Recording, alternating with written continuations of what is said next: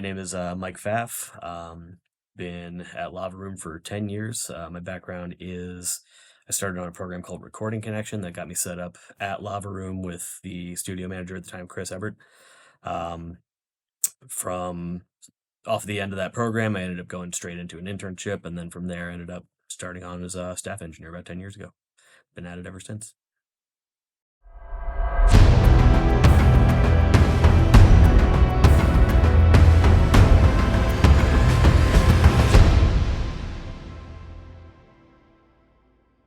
Primarily, I end up doing engineering more often than not. That's not to say that I don't dabble in a little bit of production, in terms of at least guiding people to do things that are better for the song. Like if there's some kind of like harmony that I hear, if there's like some kind of part or anything like that, I'll chime in and be like, "Hey, let's try this. Let's try this." Um, and that way we have just different options and everything. But different ideas could kind of add into the pot to make the song the best that it can be.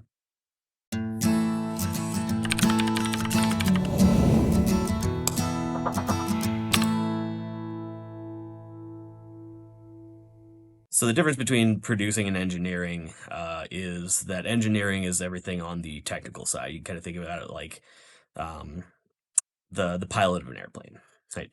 Where we're the ones just getting through all the technical stuff. We're the ones doing the recording, the editing, the mixing.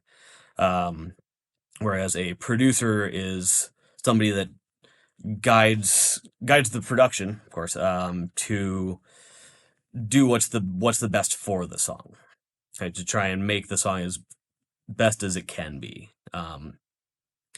There's all kinds of different shades of gray in between in terms of how much a producer does, where it's maybe just throwing in an idea here or there to like having full productive control on what the song is gonna be. So I tend to kind of be kind of on the not less hands-on side, but I tend to be more on the engineering side rather than the production side in that aspect.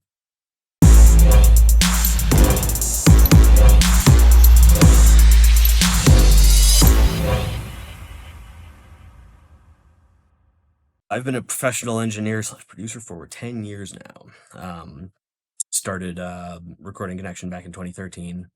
From that, went into internship, went into engineering and everything, and I've been doing all sorts of different projects in all sorts of different genres, including hip hop, indie, jazz, down to like commercial and podcasting and things like that.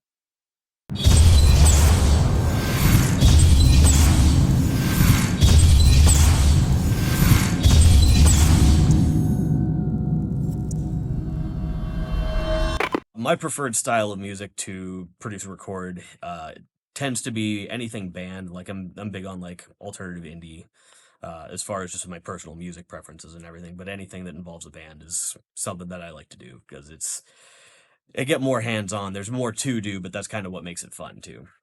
Being able to use more microphones, get to play with more of the toys that we have available. Which isn't to say that hip hop isn't like fun to do and everything.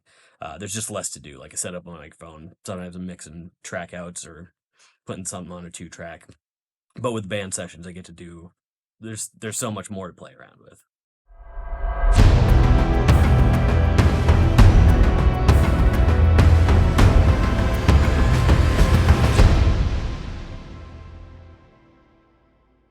What do I like about my job? What don't I like about my job?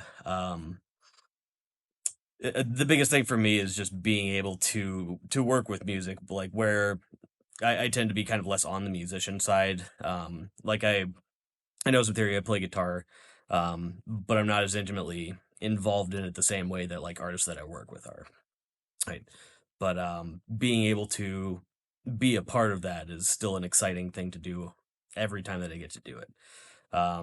It's between that and having just all sorts of little kind of audio puzzles to solve every day. That's really something that like that's something that really scratches the itch that my brain has for solving like little things like that.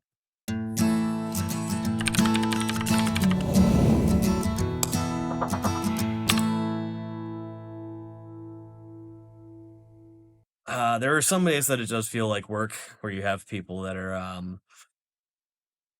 I wouldn't say lack of talent, but maybe they're less prepared than they should be. That typically ends up being one of my biggest pet peeves is people that aren't pre- like this, just have no idea what they're doing. Come in like, oh, I thought you were supposed to tell me what to do. Um, Sometimes we end up in those situations and we'll kind of work around those things, but I always tell people that the best thing that you can do is to do as much as you can before you get in the studio. That way you're maximizing the time, you're maximizing the money that you're spending.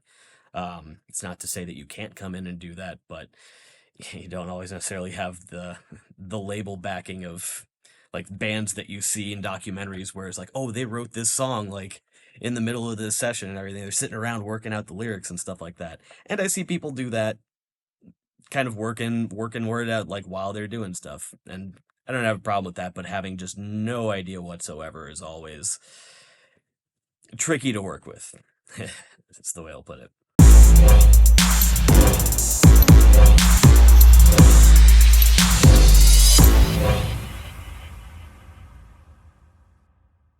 So back in the end of 2013, I ended up assisting on a project with a guy named David Rosen, who initially the project was supposed to be 2 months, and it ended up going to 20 months. Like it kind of went, I wouldn't say it went off the rails, but it ended up kind of taking on a life of its own.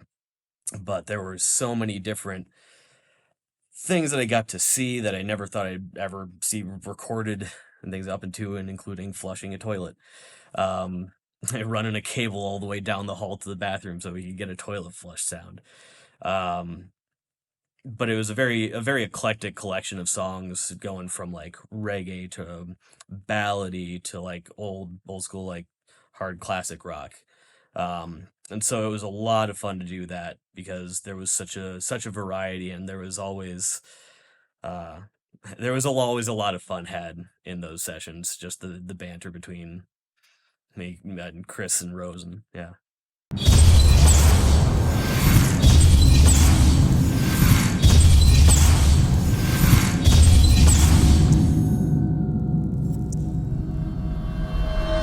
My favorite thing to do outside of the studio, I play a lot of video games, and a lot of guys kind of in our profession kind of fall into that sort of thing. You get in certain certain type of people end up in certain kinds of jobs and everything.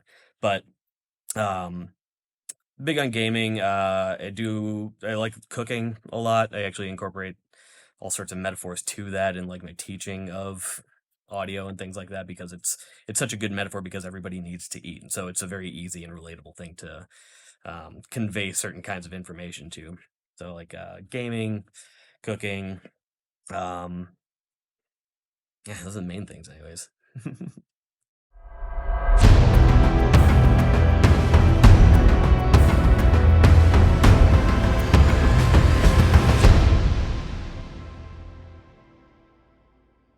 The music industry right now is in a very interesting place, just in terms of how different it is from not just, not even 30 or 20 years ago, 10 years ago.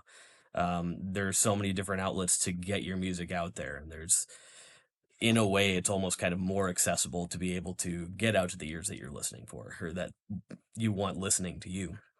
Um, so it's a little bit odd in that like the market is so saturated now because there are so many artists and there are so many people doing similar kinds of genres and everything, but in a way that's kind of exciting because there are so many melds of elements of different genres that are kind of coming together to create a newer sound that is what we're getting to in whatever phase of the era we're in now. Um, so it's an interesting time for sure. Yeah. I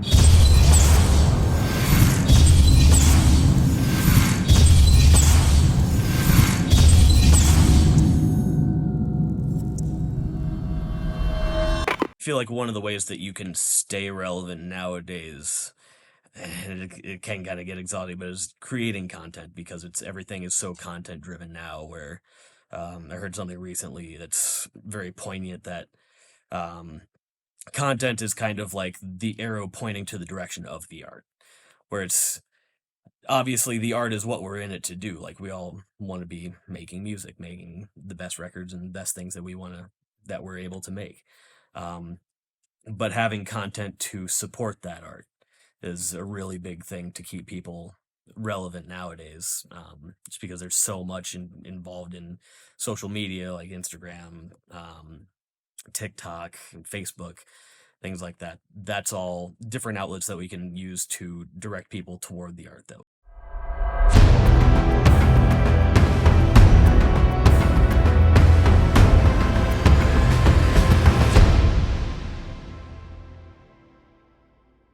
I think that one of the big things is just the sound. Essentially, I'm because you always think about like bands and artists and having their specific sound, but engineers, producers all have their own sound as well, right? And that always comes in from the influences of whatever they were listening to, whatever things that they find interesting in songs that they're hearing and things like that. Being able to incorporate those things into recording and into your workflow and into mixing and things like that. Um, so whatever that sound happens to be for me, it seems that a lot of people like working with that.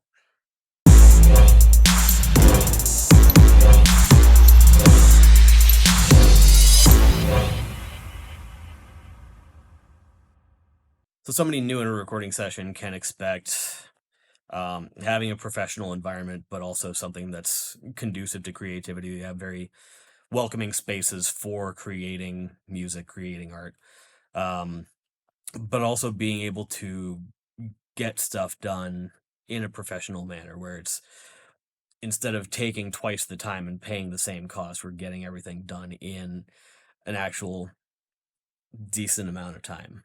Right? Um, they always say if you think it's expensive working with a professional, work with an amateur. Um, so those are the two biggest things, but also it's the engineers too. It's we're the only ones that have the engineers that we have. Um, so that's obviously a big one as well.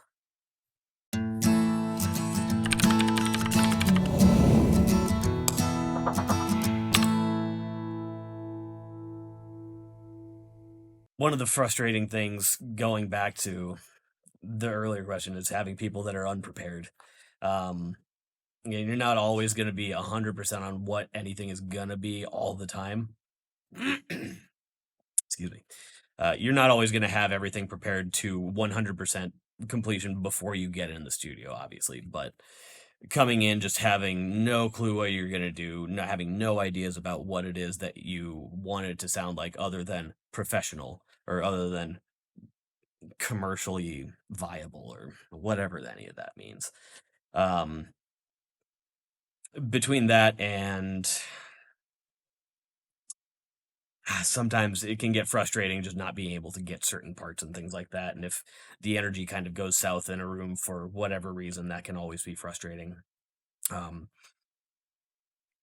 But for the most part, I always try my best to kind of keep that together and being able to get everything that we need to get.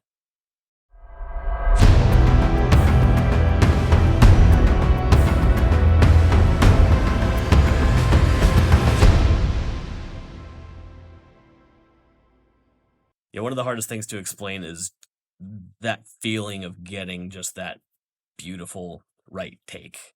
Is kind of cliche in a certain kind of way, but it's a very exciting feeling.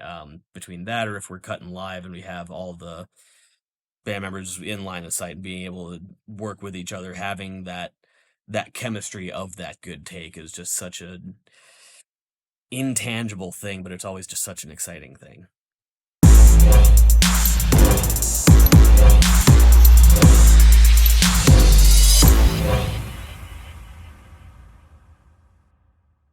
I'd love to have lunch with Dave Grohl, for sure. Um, Biggest being like he's been involved in a lot of my like favorite bands, Foo Fighters, Nirvana, Queens of the Stone Age, Tenacious D, any number of different things, and obviously has just seen so many things, has experienced so many things living in the spheres that he lives in, but also seeming like he's just a super down to earth guy. He's just the dad of rock and roll. But just the sheer number of stories and the number of things that I'd love to pick his brain about would just Lunch wouldn't cover it, but it'd be a good start.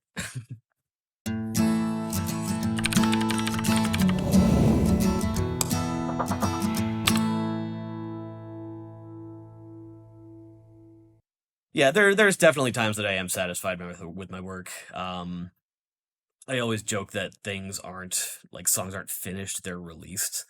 There's always going to be something that you can kind of nitpick. There's different things that you like. Oh, I didn't like how this snare turned out. It's like this background vocal's a little bit loud.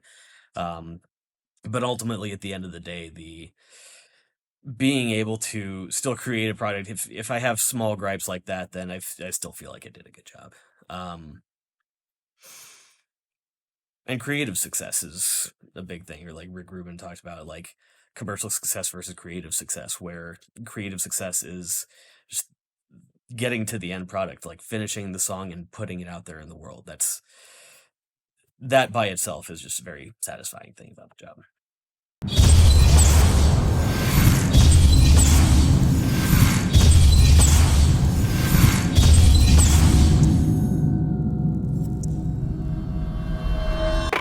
Oh, I'll say that one of the most annoying things that'll drive me crazy in a session is people bringing in people that don't need to be there.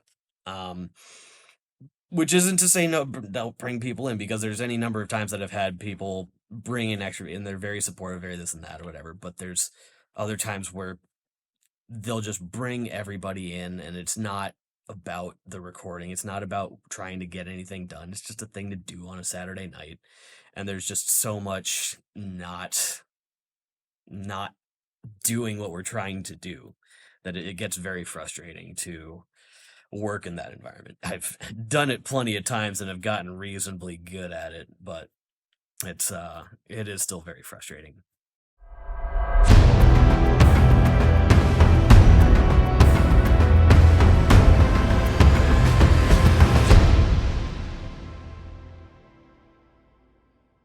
Here welding's a pretty good pretty good gig. Here those guys make pretty decent money.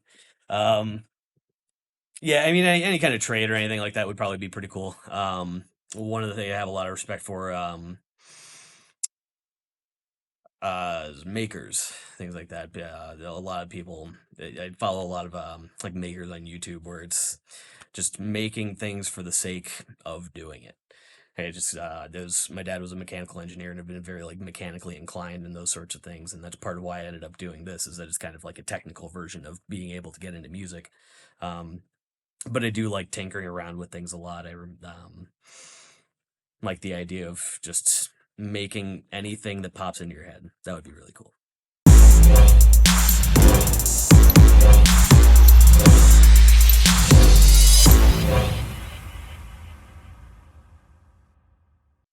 I don't know if there was a specific moment that defined like me wanting to get into the music industry, but a lot of the things that got me into music anyways, that kind of drove me down that path, was a lot of like video games and things like that. There's a whole contingent of kind of like my generation of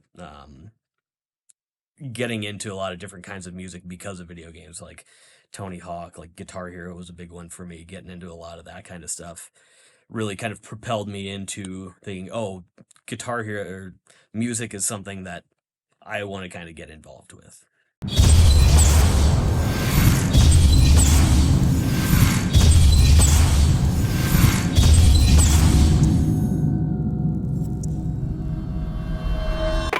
I mean, I'd obviously like to still continue to do this, maybe get a little bit more hand into like producing and things like that.